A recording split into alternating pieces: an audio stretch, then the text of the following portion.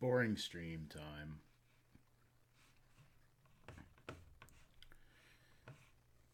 No, there we got. Yeah, so this is Mondo, Geek Fight Club Dungeon Master, and we did not do our regular stream tonight of New Realms of Antonine because we were short some players. So I'm going to do what I do with my brothers, and that is I'm setting up a backup campaign for those times. Let me get you a window here.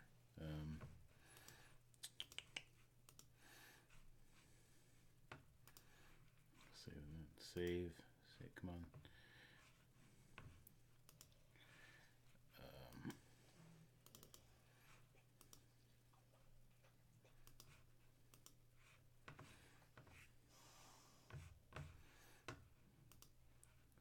Capture a window here. Hang on.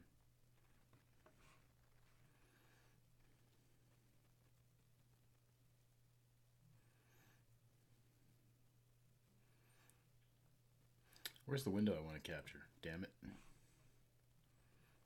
Damn it. Yeah, so anyway, so I'm setting up I'm setting up Lost Mind of Phandelver, which is the module that comes in the box set. It's something I have for Roll20, and I'm going to set it up so we have a backup campaign to run when not everybody is able to show up.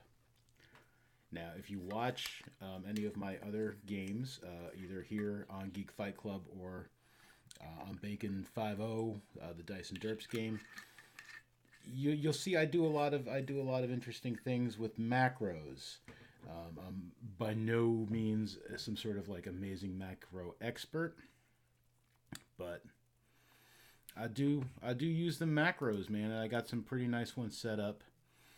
I didn't want to do that. Hang on, I didn't want to launch the game yet. I want to. Now I have a pro account. Now, I'm not showing off. I'm just letting you know I have a pro account. So some of these things you may not be able to do, because you're going to need to run some of these API scripts. You can do some of these things even without the API scripts, but to do them exactly the way I do them, you would need some certain scripts here. So I've got these are some of the scripts I have. I'm using the 5th edition OGL character sheet in Roll20. The Roll20's 5th edition OGL sheet. So I'm using my APIs here. I've got the 5th edition OGL by Roll20 Companion. It helps things work better, apparently. You know, some of the drag and drop functionality, other things like that. I don't know exactly. But yeah, so it's a nifty thing to have. I like it because I don't know what it does, so it's doing something for me maybe. I don't know. Why not? Why would they have it, right? Okay, whatever. Moving on. Ammo. I use the ammo API script, which basically is what allows me to have your character sheets when they shoot arrows, stuff like that. It reduces the number of arrows or whatever the ammunition is, any sort of ammunition. It's going to reduce from their inventory, from the character's inventory, what they've got. When you've got when you're able to use these APIs, I mean, it tells you what they do, gives you all of the examples on how to do them. The 5th edition OGL sheet, especially with that Roll20 Companion, once you can set it to, use ammo. We'll get to that in a minute or a few minutes, and that will it'll automatically do that. You don't necessarily need to know these commands here. Okay, torch. Torch is one of my favorite API scripts. It lets you light torches, any sort of illumination. So one of the macros I'm going to show you is my light torch macro, which is going to be a button that like a character can click, and boom, they have a torch. They can also turn it off immediately. You don't have to go into the token settings. They're just gonna, boom, you just click it. Click the button. There it is. Boom. Okay. Observer. Observer is what I use to observe the players. That's what I use for streaming. This way you're not looking at my DM screen. I set up another Roll20 account. It's just a basic account. And that guy gets to watch everybody play. You don't see my DM screen while I'm streaming, and you don't you don't see everything that goes on in the chat. I think you do see my whispers, which is actually a little irritating. But what are you going to do, right? So that's something I use. One of the other good things about it is you can set it up. What happens is it focuses. If you're using dynamic lighting and you're using light sources, when you're going through the initiative order, it is going to switch to the view of the person, in that order. So like, let's say you've got someone with dark vision and it's their turn in the initiative order. The observer is going to show you only what that character sees, what that character NPC sees. So you'll be seeing everything in dark vision. You switch to the next person, he's holding a torch. You're just going to see what that person sees with the torch. It's pretty cool. You got one person, they're in darkness. You'll see nothing because they'll be in darkness. You won't see any light sources because for whatever reason they're in darkness. Okay, moving on. Token mod. Token mod is an API script I use mostly to do some little nifty things. I'll show you when I'm doing my condition macros. You're able to like add little status things to the tokens on the screen. Like you can put like little dots, a little broken heart thing, etc. This is going to allow me to, when I set a condition, which is the main thing I want to show you because I love my conditions macros. I just click a button, boom, there's a condition, and a condition is going to show up, and the little thing shows up. I use it also for making things dead. It takes a lot of time out of clicking on an icon and setting their condition. I'm not used to talking to myself, so you'll have to forgive me a little bit. It's not something I normally do as I'm doing the setup with you. Okay. Carry tokens. No idea.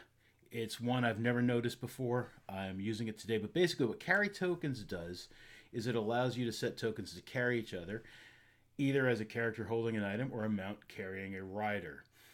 Some of my players have recently started using things like horses. And the way I have it set up now, I've put their tokens on a horse, and you have to select them both, click and drag to select them both if you want to move them both. This looks like it might be something nifty. Carry above, carry below. So hopefully, I'm hoping that this API script will just let the people select, like, hey, I'm going to ride on my horse. And they'll carry, they select the horse or they select their person to carry below the horse. So when they move, it should take some nonsense out of the nonsense there. So these are the main scripts I use, the main API scripts I use. Again, I don't know if with a Plus account, you get access to the API scripts. I know you do with a Pro account, which is what I have, mostly so that I can use these scripts. I don't mind ads, but the functionality of Roll20 is so much better when you have a account that lets you use things like dynamic lighting and the API scripts. All right, so enough of that. Before I decided to stream this, I had already started setting up the game. I'm setting up Lost Mine of Phandelver. I'm calling it the Saturday Night Special, Lost Mine of Phandelver. This is going to be here so that when somebody, if I've got a couple of players on my every other Saturday night game, the Antonine, if people can't make it, we're going to be able to do something. We can do a little role playing. We can play some Dungeons and Dragons. People can have multiple characters, and it's not part of like my big ongoing campaign, and we don't have to worry about like huge backstory issues, whether or not like someone shows up or not. I can just say two people are not there. You know, these two people now are. Like I said, everyone's gonna have multiple characters, so this way if we have only two people playing, we'll still have like four. You know, it doesn't matter. We're just gonna do this for fun, just so we can do some role playing if we're missing some players, you know, on a night where we've gotten together to play. Okay. Settings. Let's look at my game settings. Allow public access to this game. No, I'm not doing that. Background image, I've got one. We don't need to allow players to import their own characters. Default game settings. Okay. These are my default game settings. I'm going to leave the page size 25 by 25. Scale 5 feet. I'm not using any sort of special background. My heat's going to come on occasionally, and you'll hear that in the background, so sorry. Diagonals. I'm going to use Euclidean diagonals. Euclidean diagonals are closer to the true movement of a diagonal person. If you notice, if you if you're moving diagonally, it's not the right number of feet. Like you can't move if you move 6 squares up, you know, 5-foot squares. 6 squares up is 30 feet. 6 squares to the diagonal to the left or the right is not going to be that 30 feet. It's going to be something completely different. Some DMs use the 5-10. So if you're going diagonally, that first square is 5 feet, the next square is 10 feet, then 5, and then 10. So you're only moving 4 squares. I can set this Euclidean, and it's going to show you pretty closer to the actual number of feet someone can move diagonally without having to go. That's 5, 10, whatever. When you use the ruler in Roll20, if you use the ruler, okay. Fog of War. I don't really use Fog of War, so I'm not going to worry about it. Dynamic lighting. Yes, I use that immensely. I use dynamic lighting almost everywhere. I love it. So we're going to set enabled, enforce line of sight, which players' line of sight is set by what tokens they control. So they're only going to be able to see what their character is able to see based on their character's light sources or, you know, where they're standing. So we're going to do that. Restrict movement. We're going to set restrict movement. That's going to let me do walls that people can't walk through using the dynamic lighting. Once I set a dynamic lighting wall up, you know, I have a map. I'll set dynamic lighting for the walls. I'll show you how I do that. Well, actually, I won't show you how I do that. I'll show you how it's done because it's already done in this pre-done module, Lost Mine of Phandelver. But I'll show you what it looks like. Global illumination. I am going to set global illumination. Basically, that's going to let people see anything, any place where people can see. You're going to see, they can see everything, you know, in their line of sight. They won't be able to see through the walls, of course, the dynamic lighting walls, but they'll be able to see anything that's within sight.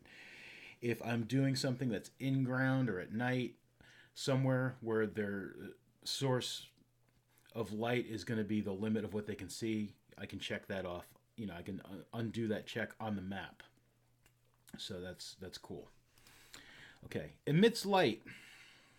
I'm going to set has sight.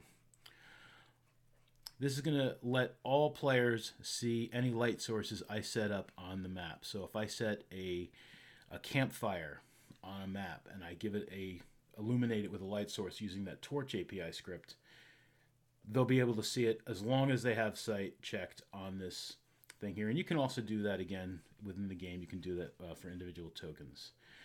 Advanced Fog of War, not doing that. Okay, I'm going to save my defaults here. Boop.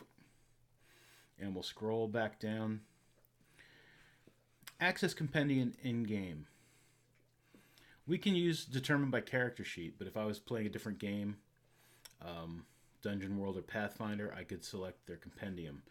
The Roll20 has the OGL compendium, you know, the SRD, the stuff that Wizards gives access to anyone to use for anything. it's basically free. You don't need to buy the books in order to play Dungeons and Dragons. You can do it with these free materials, the SRD. You don't have as many options, especially as more things come out. Fewer and fewer options is what you're getting. So that it's cool. And if you have extra things, like I have I have Volo's guide. I have some other cool things.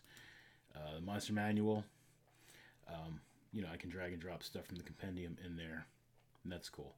So we're going to leave it determined by character sheet default because my character sheet template is the 5th edition OGL by Roll20, like I said before. And it shows you the sheet here. And we've got some sheet settings, default sheet settings. NPC will make all the character sheets look like monster stat blocks. We're not going to click that. Roll queries. This is how they roll, whether or not, like, always roll advantage toggle, where they can choose whether or not they want to roll advantage on a particular roll. Query advantage, a little pop-up asks, do you want to roll, do you have advantage? You say yes or no. We'll get to that once we get in here as well. Or maybe if not today, because like mostly I want to do macros and stuff and do the rest of my setup. So if I continue to do stuff like this, we'll go into more of it. I mean, I'm guessing a lot of people who are interested in this streaming I'm doing now probably know most of this, but I'm going through it in case you don't. Maybe you're new. Maybe you like watching it and you want to get into it. So, maybe I'll do this more often, my setup and stuff, and talking about Roll20. I'm sure there's people probably online doing it better than me on the YouTubes or on the Twitch, but, watch me instead because I put Ubers and Lyfts into Tomb of Annihilation. So, that's me. Anyway, all right. Whisper rolls to GM. I'm going to set this to never whisper rolls. It's already set there. This is going to make all the rolls from the sheets. When people click on their sheet to make a roll, it's going to show up in the chat. Everyone can see it. Auto damage roll. I'm going to leave it don't auto roll damage.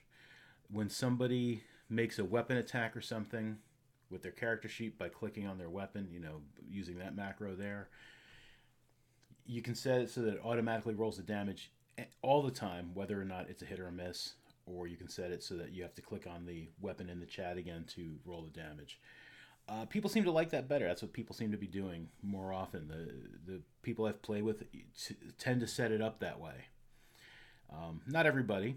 And if they want a lot of these options, roll advantage, never whisper rolls, etc., whisper rolls, auto damage, etc., etc., etc., these are things that the players can also change in their sheets. So if someone wants to auto roll damage every time, they can set it in their character sheet to auto roll damage every time. So, but we're going to leave it don't auto roll damage. Core die roll 1d20. Duh. Proficiency bonus. By level, proficiency die. There's a variant where instead of a proficiency bonus at certain levels, you get to roll an extra die with the d20. I've tried that in regular play on a tabletop, and I don't care for it. So we're going to leave it by level. We got all these other custom things here. These are all fairly new. Add Dex tiebreaker to initiative. I'm going to check that. What this does is if two people, when you have them roll initiative, if two people roll a 15, in the old days, or when you're playing on an actual table with friends and dice, if two people roll a 15, usually break that tie by asking who's got the higher dex. This is automatically going to add their dex to their initiative roll. As a separate number, it's going to be like if they rolled a 12 and their dexterity was 15, it's going to be 12.15.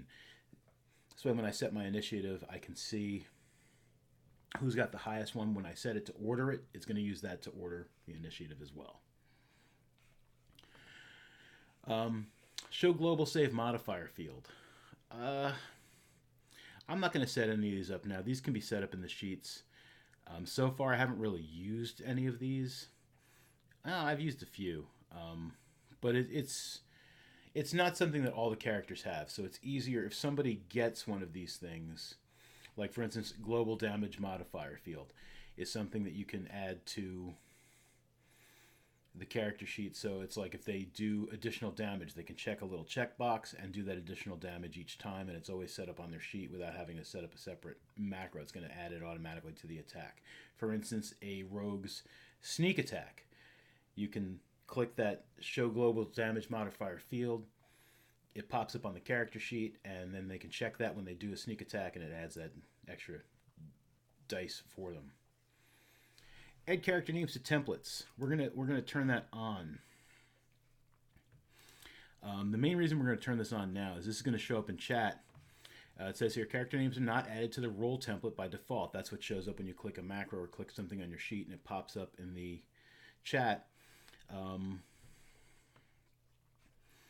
It usually shows up as normal in the chat tab as the player character selected as speaking as, which is an option in the chat. Turning this option on, adding character name to templates, adds the character making the roll to the template, so that this way, because like I said, I'm going to have people playing multiple characters in this game, so depending on which character they use, whatever sheet they're clicking on, it's going to say that character's name, so there won't be any confusion like, well, who rolled that saving throw? It's going to tell me which character sheet rolled that saving throw. Auto level calculations. We're going to leave that on. Encumbrance. It's, whether or not you use encumbrance is completely up to you. I'm going to leave it set in there as the variant. I don't really use encumbrance. It's more of a common sense thing. It's like, you're carrying what you're carrying. If you're carrying a normal amount of gear for a Dungeons & Dragons game, like, that's cool, man. You're just carrying stuff. I don't care how heavy it is. I'm not going to make it slow you down. If you decide that you're going to drag a chest everywhere you go, and you've taken that stone golem torso and you're dragging that as well, well, then I'm going to be like, dude, like, you can barely move. So I'm going to leave it alone, but I don't really play with the with encumbrance too often. It doesn't really come up. Okay, inventory. We're going to leave this set to Compendium compatible. This is going to let us drag and drop stuff into people's inventory. Defaults to the complex style is compatible with the Roll20 5e Compendium, including things like amounts and weights, which we don't really need, but it also does the AC calculations, automatic attack generation, etc. And I'll show you that, if not today, at some other point. Features and traits. I don't know if this actually works yet, where you can drag and drop the features and traits into the character sheet from the compendium. But I think that's something that's still coming once they get access to the player's handbook and, Xanathars and all that stuff. However, I like the setup, so we're going to leave compendium compatible, also for proficiencies in language. NP names show in rolls. In an NPC roll result, show or hide the name of the NPC in the roll result card. We're going to leave that on. Ammo tracking. I showed you a few minutes ago. I have the ammo tracking. I have the ammo API. I am going to boop on. I'm turning that shit on. Bar values. We're not really going to mess with these, but this basically, when you do a compendium drop, it sets it to this attribute, is what this little thing says here. So bar 1, when you drag someone's token on there, would be their HP max is what would show up. I've had a little, I haven't really messed with it too much. I mean, I'm just going to leave it as is. I'm going to save changes. Maybe one of these days when it's properly working the way I think it's supposed to be working, or when I find out that it is working and I'm doing it wrong, maybe I'll make a change there. But okay. So I've done my settings. I'm going back into the Saturday night special. Lost Mine of Phandelver. All right. Now this is something I did before. When I set up the game, which I did before I realized that I might want to stream what I'm doing to anyone who's bored enough to watch this. I already set it up, so I'm not going to show you that. I will show you something else I did here, though. I did this game add-ons. If you have custom decks, maps, adventures, and stuff. Usually stuff you've bought in the marketplace. You can add them to the game. I added the Roll20 Pro Map Pack. It's got some extra maps, which come in handy because there's at least one place in Lost Mine of Phandelver where they give you a blank page, and it's like, you can use this blank page for combat that's not covered in a map that's included with the game. And I mean, that's fine. You don't need to have detailed maps in order to use Roll20 to play. When I first started playing with my brothers, I mean, it was very simple. We didn't even use the die roller at first. We were still rolling dice on the table. It was just cool to be able to play online. We were doing it through Google Hangouts, and it was cool to be able to play online and be able to have tokens and stuff to show positioning. Even though, I mean, I hadn't played with minis until 4E came out, and I don't love minis, but I do love the tokens on Roll20. I love doing that. So right here we see the add-ons. I've added Lost Mine of Phandelver, Roll20 Pro Map Pack. As I said, I mean, you don't need to have maps in order to do fun stuff on here. You don't even necessarily need actual tokens. Like, you can drag and drop, if you drag a character on there and it shows his name, it's going to show like one of them little Facebook type silhouettes if he doesn't actually have a token set. So, I mean, but you're probably going to want to use tokens. All right, I'm rambling now. Okay, let's go. We're going to go into launch game.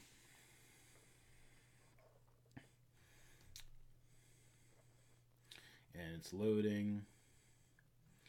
And we see it's loading. And there's a picture of me. If anyone wants to see what I look like, there I am. You can usually see me on the Dice and Derps. That's one where we do video. And this is the opening screen for Lost Mine of Phandelver. It's my GM screen. Here are some of the characters that come with it, because they give you starter characters. They also come in the box set. And, all right, so let's do this. Okay. We're going to pull up a character sheet. Let's pull up this Halfling Rogue. Oh, see, these are the things I'm talking about. Like, if you want to set it didn't do what I wanted it to do, but yeah, these are these little, when you click on them, this little thing pops up here. You can adjust the settings. For instance, advanced, you'll see all players see light. That's wrong.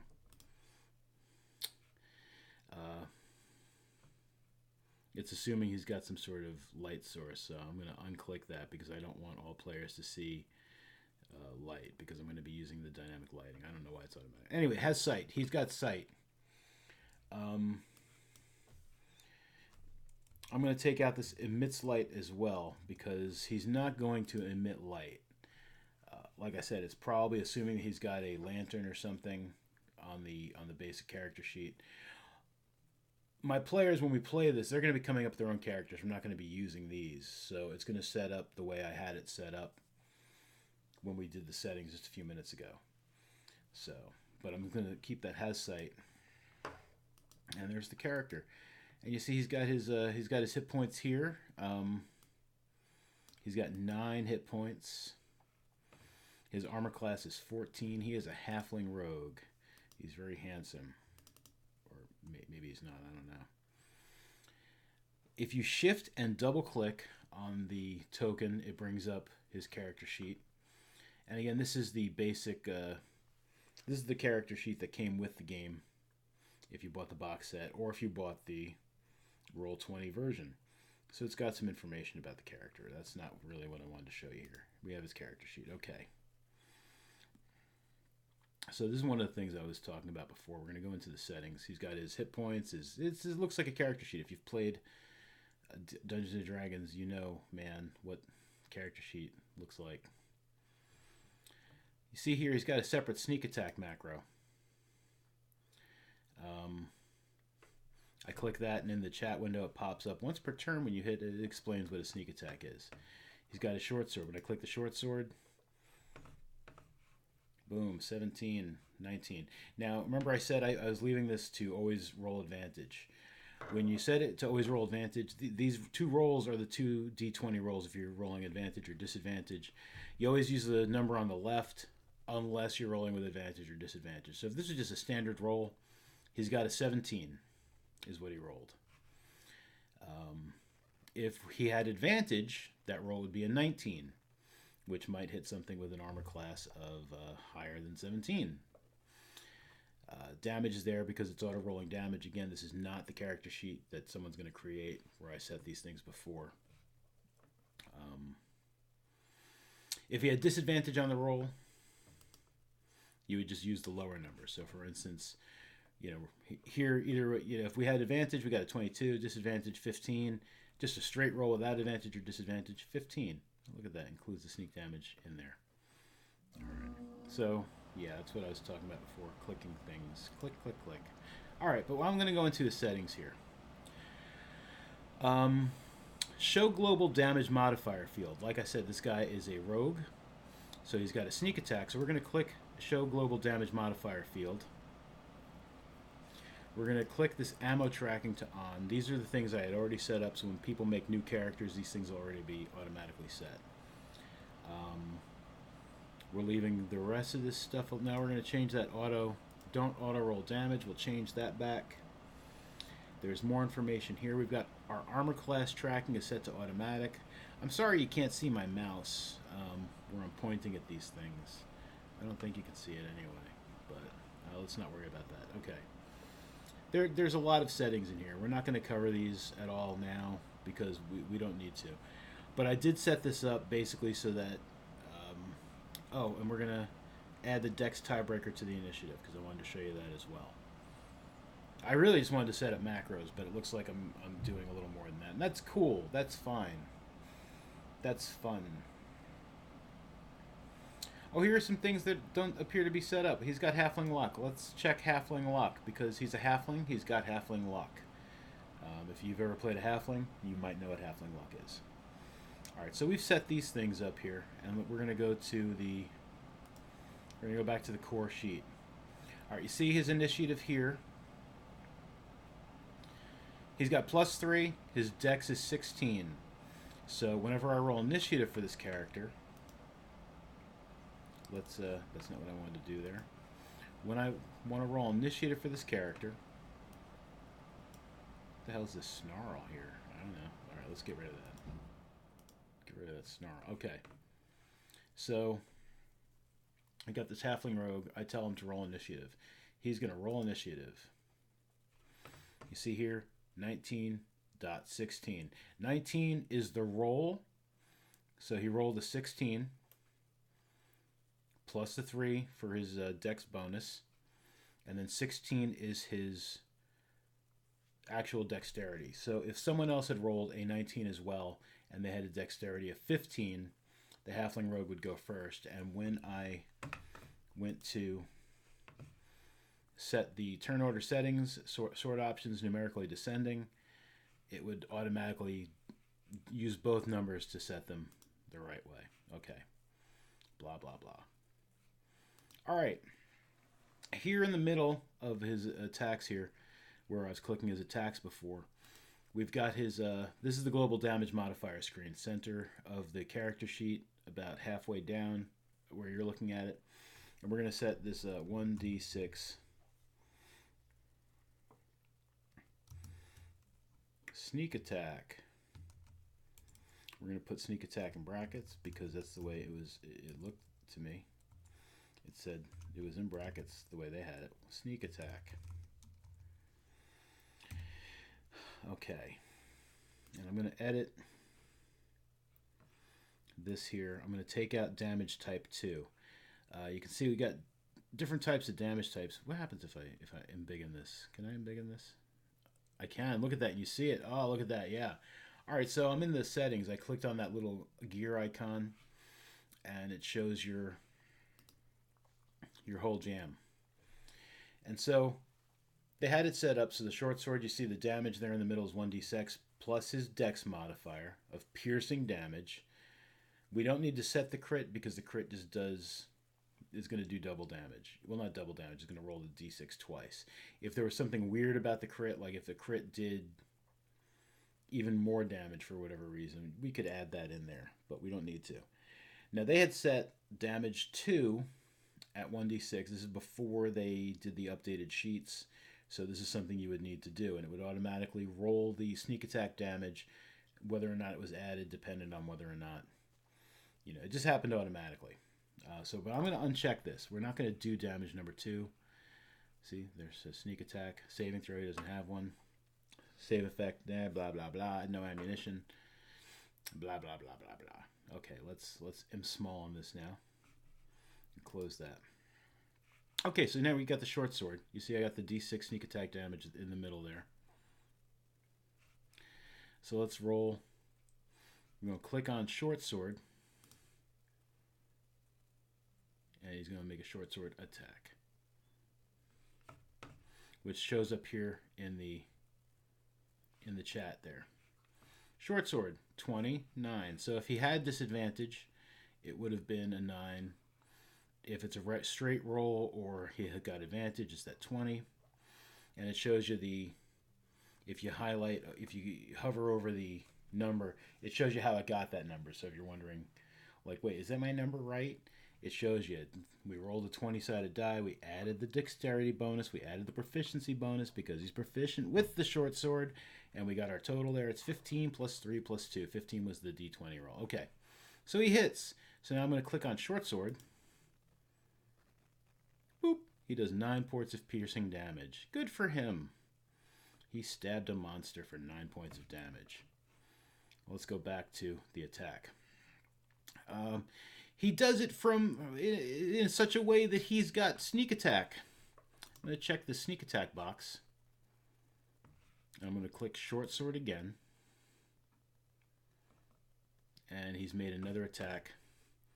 This time, the natural roll was an 8, the one on the left. But let's say he was making a sneak attack. Let's say he had advantage, which is what made it a sneak attack. So he's got that 22 there. So let's say he hit. Click short sword. Bam! It automatically does that 2 for the sneak attack damage, plus 5 piercing. So you need to add them together yourself. But 7.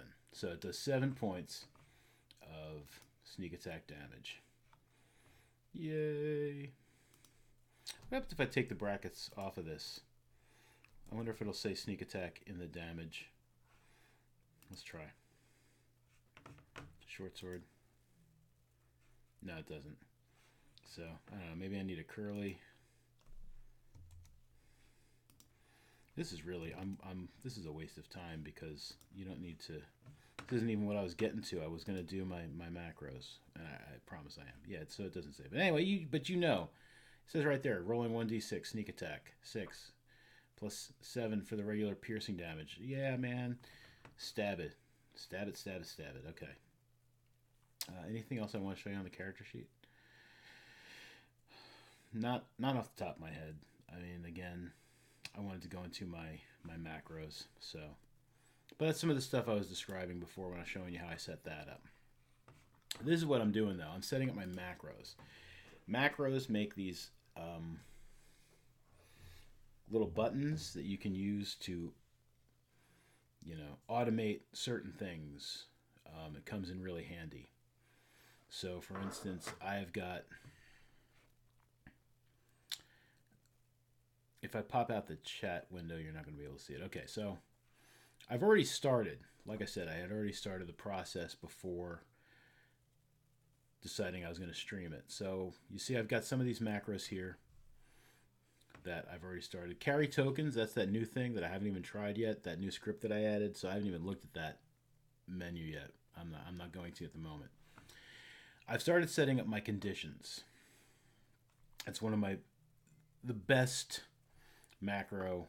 Well, it's one of the best macros I use. It's a pain in the ass to set up because unfortunately with Roll20 you can move certain things from game to game. You cannot yet move macros from game to game.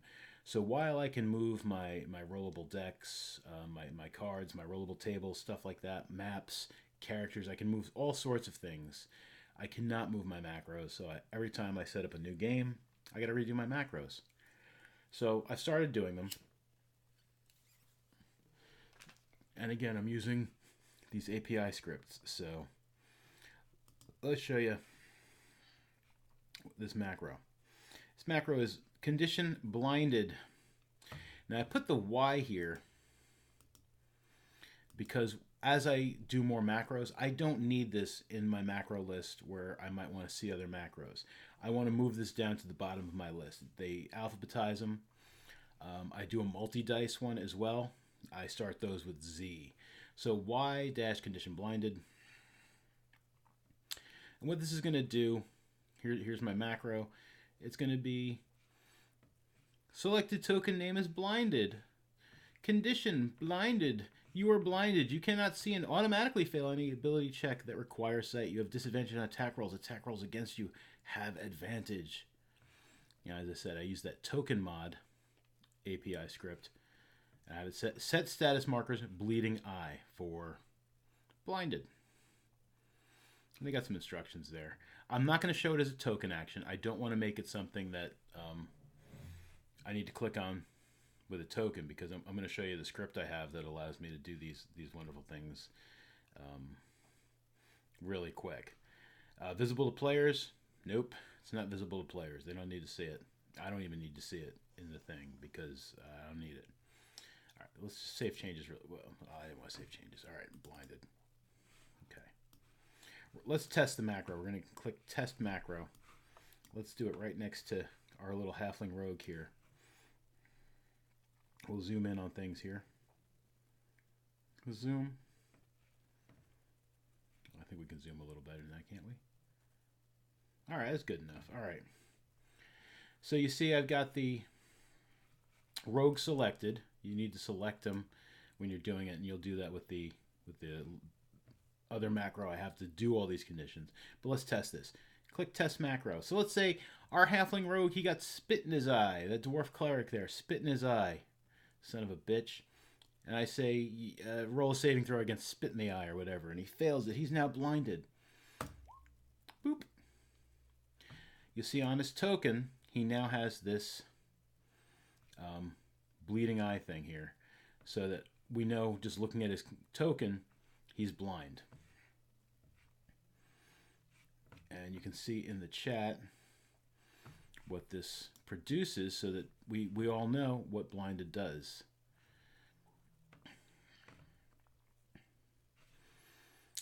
Halfling rogue is blinded, so it's going to let them know in chat, like if they had a name there, like let's say the halfling rogue's name was Bilbo. Bilbo is blinded, it would say, and then it shows the condition blinded card. You are blinded. Tells you exactly what happens when you're blinded. You cannot see, automatically fail any ability check that requires sight. You have disadvantage on your attack rolls. Attack rolls against you have advantage. We don't need to look in the book to see what the condition does in case it's a condition that doesn't come up often. It's going to pop up in the chat. Now we know. It saves us from looking things up. Fantastic.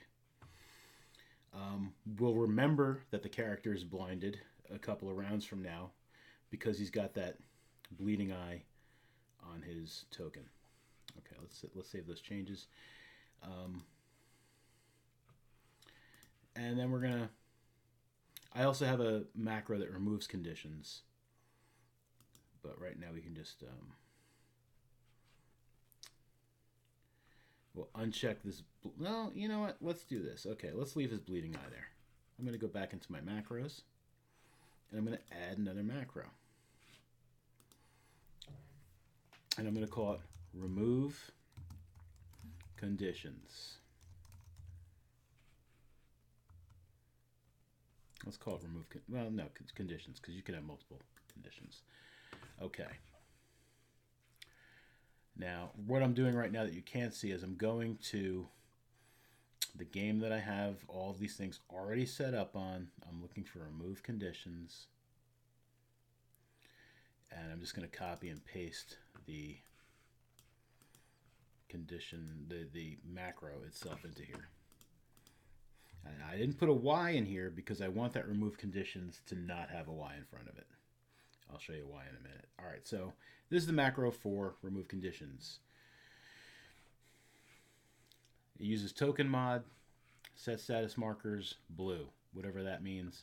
Basically what it means is that it's going to remove any conditions that I already have applied to this character.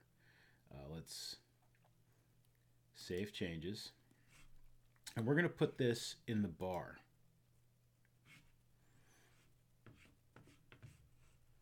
And what that does is down at the bottom of my Roll20,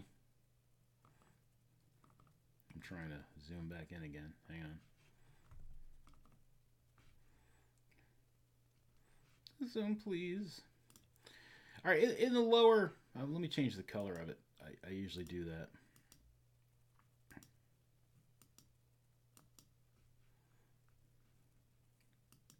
Being ornery, there we go. We're going to change the color to this yellow thing here. So you see this little yellow button here. It says remove conditions. This shows up on my DM screen. It's something, and you know, characters can set that up as well. Like if you have a player who sets up his own macros, this is where he'll see anything where he clicks in bar in the macro menu in the settings there. So we've got my halfling rogue. He's been blinded.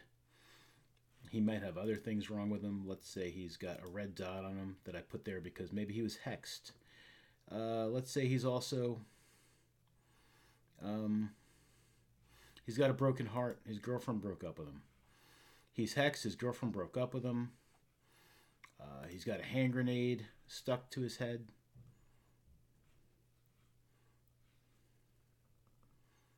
I'm not zooming in as large as it was, but there we go. So you see he's got all those conditions on him. So when I want to get rid of those conditions that I've used, that I've done to him, he's highlighted. I click remove conditions. Boop, it takes everything off of him. Groovy.